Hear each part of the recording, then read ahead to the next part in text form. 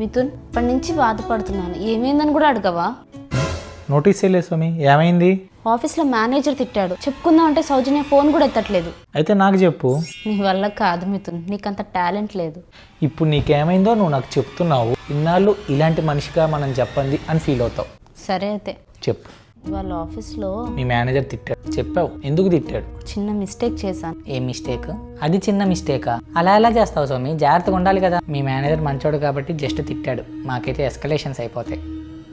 దీనికా feel అయ్యేది, next time repeat చేస్తే తీసేస్తారు, జాగ్రత్తగా ఉండు.